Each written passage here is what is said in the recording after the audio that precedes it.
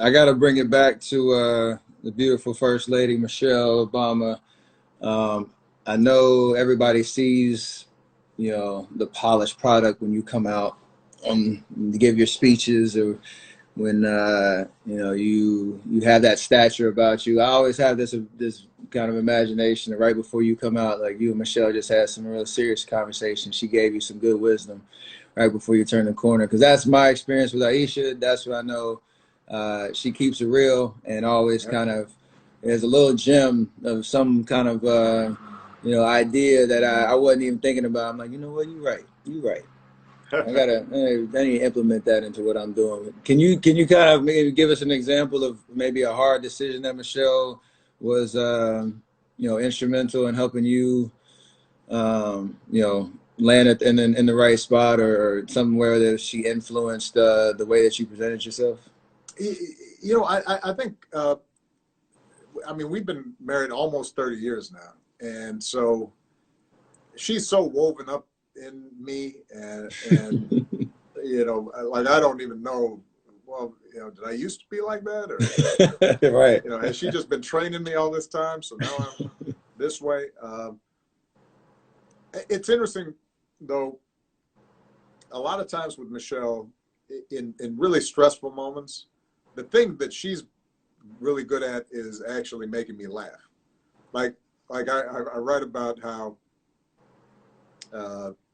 right before the Democratic National Convention speech in 2004, which, I'm doing the math real quickly, but I guess you were, what, in eighth grade or something, ninth grade, whatever that was, right? So you don't remember this, but this was my first big national speech. It was really kind of the coming out party nationally, so it was a big deal. And it was sort of a surprise that I had been selected. I wasn't even in the Senate yet. I was still in the state legislature. It was very rare for somebody like me to get this, millions of viewers. And so I'd written this speech, and I knew it was good, but I'm feeling a little bit like, man, I wonder how this is going to go. Right. So she comes up. I'm about to be announced. And she comes up to me and she looks at me. She squeezes my hand, and she leans over real close, and she says, "Honey, don't screw it up." and I start cracking up, right? And that was perfect. That's what I needed. Right. If she had said, "Oh, honey, I'm so proud of you," I would have still been a wreck. But right, 100%. When she said it like that, then got I you just out your started own laughing, way. and that was exactly what was needed. So, look, she's been such a powerful partner for me in so many ways. The most important things she's done that helped me become a better president was reminding me of my other responsibilities. Because her insisting that I was going to be home for dinner at 6:30. Her attitude was, look, we're starting dinner because I'm not going to have these girls waiting for you and wondering is daddy. Dinner's served at 6:30. I would advise you to be home at 6:30. And so I just set up my schedule so that no matter how busy I was, unless there was a genuine emergency, I was home at 6:30, had dinner, read to the girls, helped them with their homework. And then if I had to go back to the office to do the work, obviously I had the advantage. I was living above the store, so I didn't have to commute. But, her anchoring me in that way, that actually made me a better president, because it reminded me, all right, this is what families around the country are looking for. How can they spend time with their families? How can their kids live a good life? And so it was a continuous sense of focusing on what's important. And that made me, I think, a more compassionate, more effective president. And the other thing that I think she did, she teases me because I'm more she calls me the fat guy.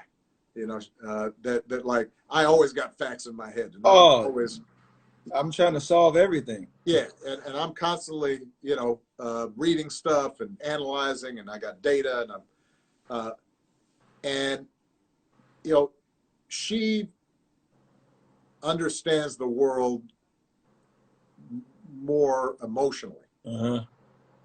and I think that there were times during my presidency where I had gotten the policy right. I had figured out, all right, this is how we're going to get healthcare done, or this is what we need to do to deal with climate change, but um, I was communicating to the public in such a kind of dry way that people they just couldn't connect. Mm-hmm. And it was interesting during the campaign. I was telling stories and connecting with people, but once I'm in the White House. All right, now I got to be serious all the time, and I've got to have these formal press conferences, and I've got to give all these statistics, and she was always good about saying, "Hey, man, why don't you tell a story that people can relate to? Why don't you, instead of having a formal press conference, why don't you do something fun that people might actually want to watch?" Right? Did she And tell you to come on this IG? Is that absolutely. But that kind of when I talk to younger people now, a lot of my staff, they're coming to the age where they're starting to get married, have kids, et cetera, or they're thinking about it. They've been with somebody for a while. They're wondering, should they take the plunge? And what I always, what I say to them is, look, um, uh, nothing's better than having a partner who is complementary to you, right? right? That sees things you don't, that has you covered on some blind spots, that can teach you something. Now that means that there's probably going to be a little more friction, because if they're strong-minded and they've got opinions, they're not always going to mesh. And I describe in the book the fact that Michelle and I are temperamentally different. She's got a strong personality, so do I. There are times where we're butting heads, but I am better Mm-hmm. because I've got someone who has strengths that I don't have, that sees things I don't see. And I would like to think that she feels the same way. And that, I think, has been one of the foundation stones of our relationship.